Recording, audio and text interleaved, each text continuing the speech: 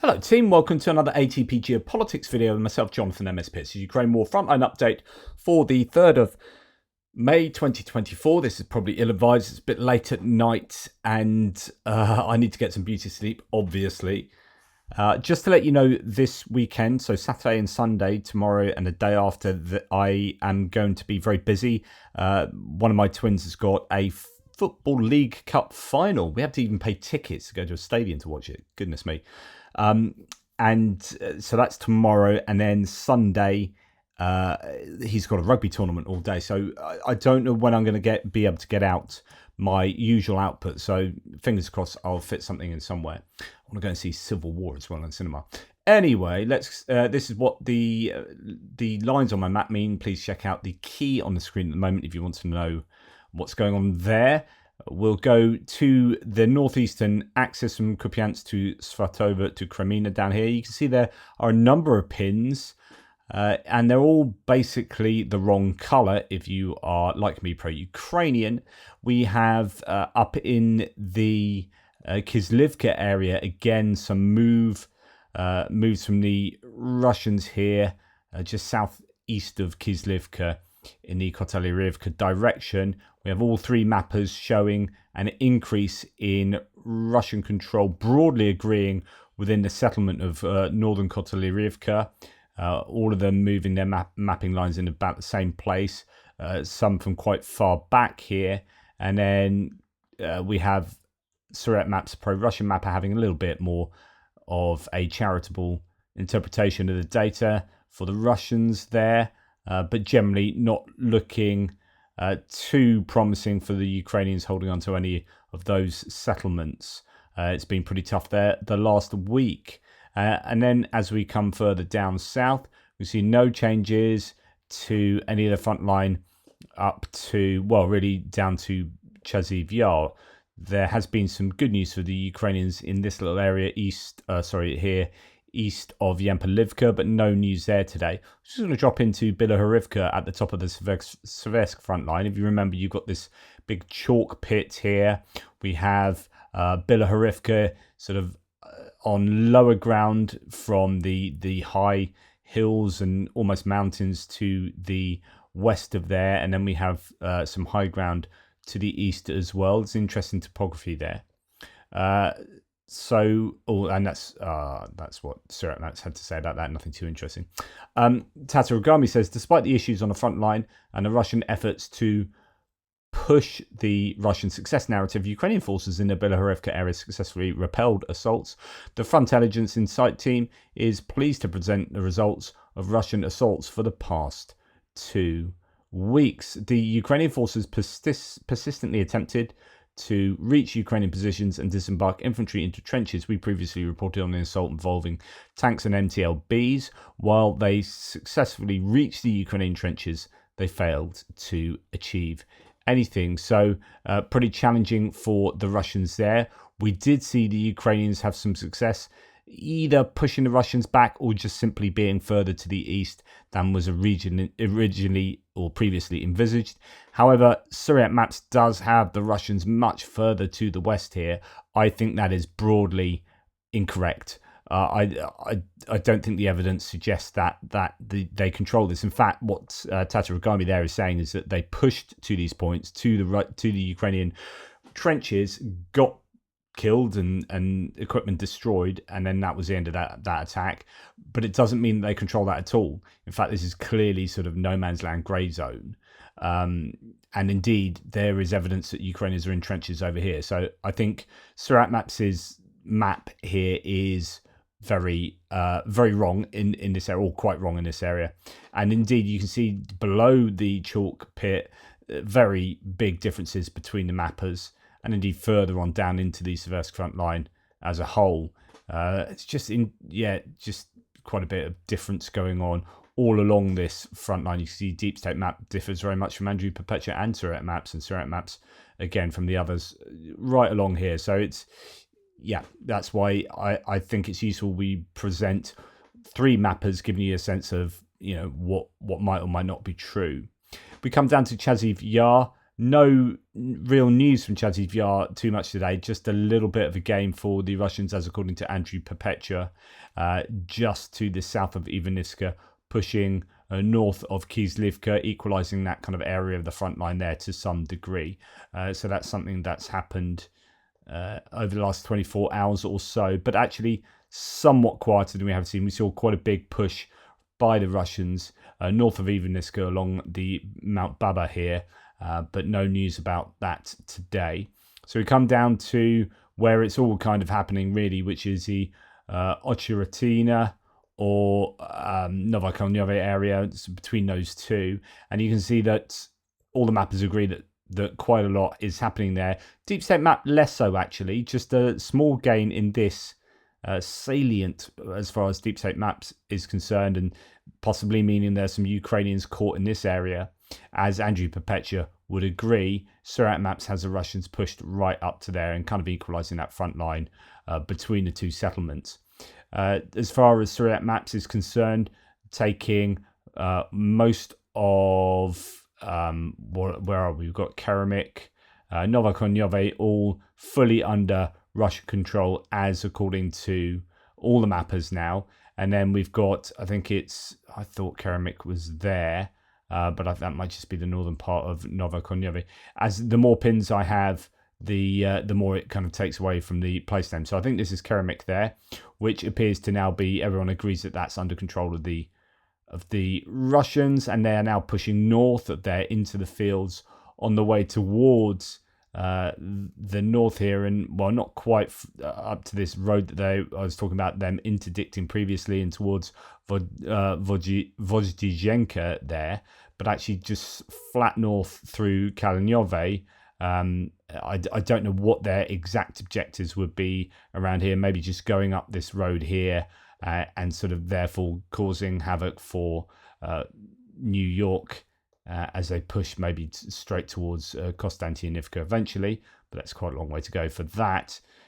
Certainly, Ochiratina and the surrounding areas pretty much under Russian control now. As you can see, all the mappers having slightly different interpretations, but the general flow of data at the moment is that the Russians are taking territory on a consistent basis on subsequent days there, and the Ukrainians unable to stabilize that front line at the moment. Remember, there it seems like there could be some of the major fortifications just in this area, which was why it might be that the Russians have stopped in moving in that direction. And I believe there's a north-south trench line somewhere around here, so that could be something they come across soon. But yeah, quite a lot of pins in that northern part of the Avdiivka salient there. Then we come to the south to Pervomaisky area, where the Russians are making some more gains, as according to Andrew Perpetua. He's agreeing now that that area, sort of southwest, of Pervomaisky, that the other mappers had agreed upon is indeed under Russian control. That might not be a case of them making any gains in the last 24 hours. That's just him getting enough evidence to support moving the map in the same place as the others. Tiny bit of adjustment around that most, I guess, west-northwesterly direction into Netayalove, just here. So, yeah, that is some more troubling news for the Ukrainians around there. No news from Krasnohorivka and Mariinka, which is no news is good news. This is it has been really worrying around here, but again, some big difference between the mappers. Surat Maps has the Russians well into Krasnohorivka and controlling that, whereas the other mappers, I think, interpreting that as attacks in certain areas and then being repelled, and they're all being a bit of a pretty rough grey zone there. But urban fighting taking place. These things come in, as I said the other day, pulses, whereby you have 2 or 3 days of gains around here, then it stops for a bit, and then it seems to go somewhere else, and then that stops and then comes back to there. Actually, having said that of the Avdiivka area, I haven't given you the source maps, the other sources here. So Surat map saying that the Russian army made new advances between Keremek and Arkhangelsk, where the troops now control 60% of the locality. Clashes with the Ukrainian army have taken place north and northwest of Ocheritina. So Arkhangelsk is that one. Sorry to flip back again, but it's this settlement here that they are gaining most control over most of it, as according to a couple of the mappers.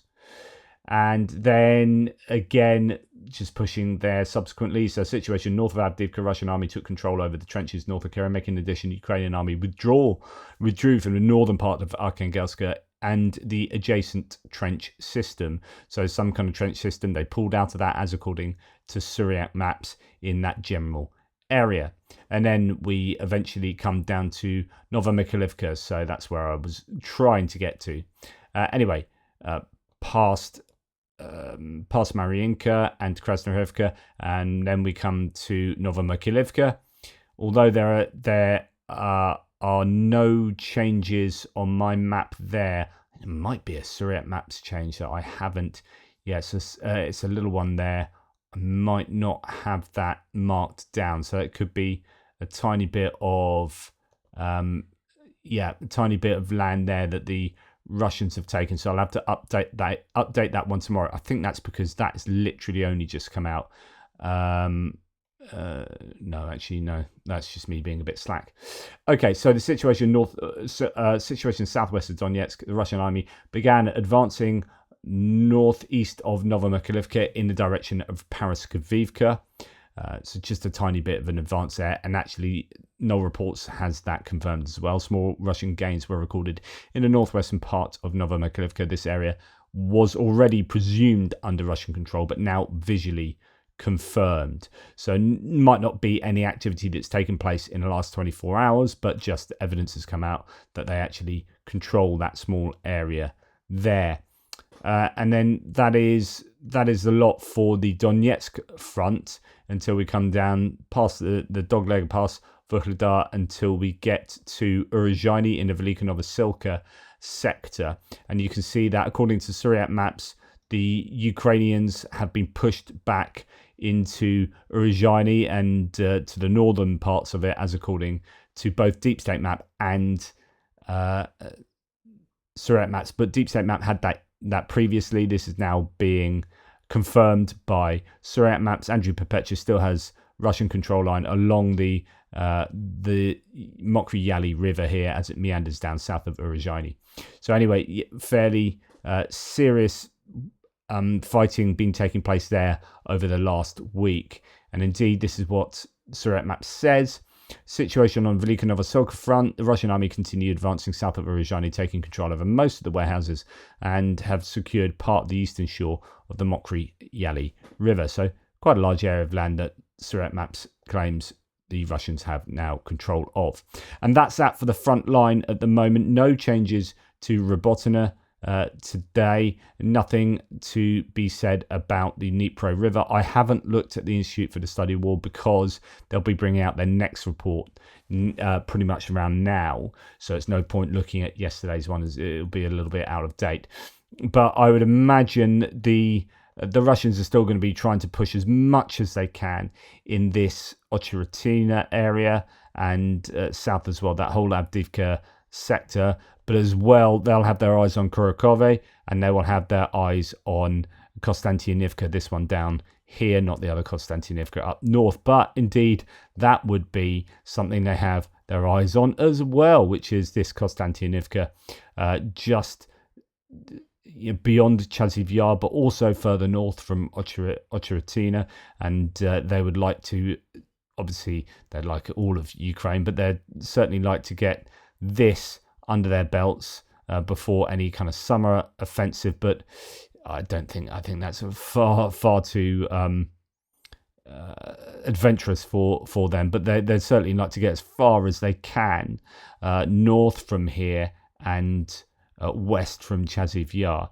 And then the question is, what do they have in their reserves? I keep talking about this at the moment. There are claims that they are making or refurbishing equipment and storing it, that they are training soldiers and getting ready, amassing them in a number of places, potentially 50,000 Russian troops and Chechen troops maybe as well in these three oblasts. What are they going to be doing? What are their plans?